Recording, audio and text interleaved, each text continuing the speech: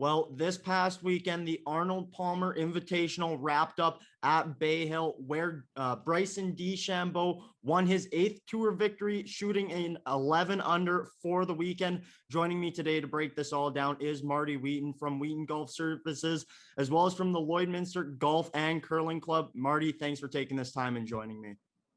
Thanks for having me, Evan.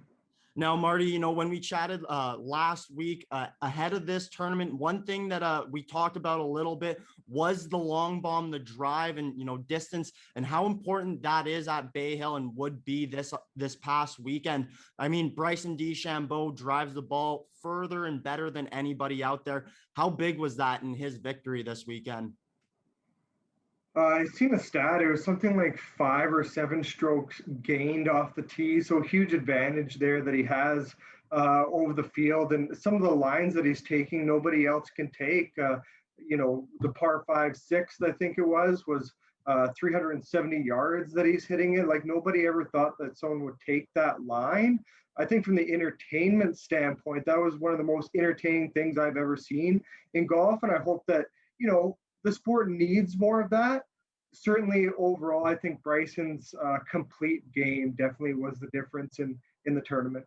Yeah, he not only hit long bombs with his driver, but also his putter was on fire as he hit, multiple 40-foot putts, obviously to shed some strokes there, which, always helps. But, that 370-yard drive that he had over the lake there, and he gave it a nice fist pump there. So you always love to see that personality aspect as well. Also in that sort of front group there was also Lee Westwood, who finished second at 10 under, and Corey Connors, the Canadian, finished third at 8 under. And he's been coming on strong. Connors has 4 top 10 finishes this year, and he's currently sitting 24th in the FedEx Cup standings. Things are looking pretty good for the Canadian here. Hey, Marty?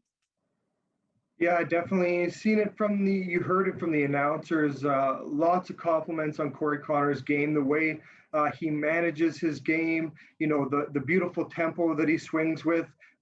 There is a number of compliments for Corey Connors, and that golf course was playing extremely difficult. So certainly you had to be at the top of your game. You had to control your golf ball out there, and that was, the big thing for Corey is complete control of the golf ball. And nobody actually broke 70 on Sunday either, just sort of going to show how difficult the course really was. Now, Marty, obviously this upcoming weekend is the Players Championship at TPC Sawgrass. I guess just how does this, last weekend set the players up going into this upcoming weekend? Well, I think with a number of big tournaments coming up here and back to back, obviously, Bay Hill and the Players are huge events on the tour. I'm looking to see Rory hopefully bounce back.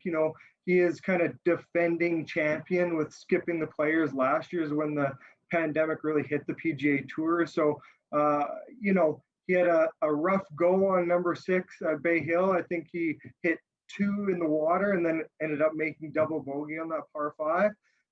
But I hope he bounces back. It'd be good to see him play some good golf.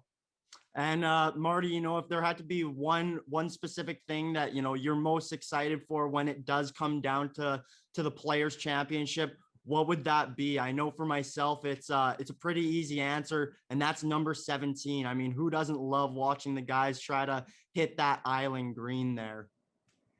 Yeah, and that's the iconic hole, and it's kind of a drop in the bucket for the madness that is the Pete Dye design. I think that's what the most entertaining factor of this golf course is that, you can see gigantic scores on numerous holes out there, big changes, momentum shifts every hole, and that's what makes it a very entertaining tournament.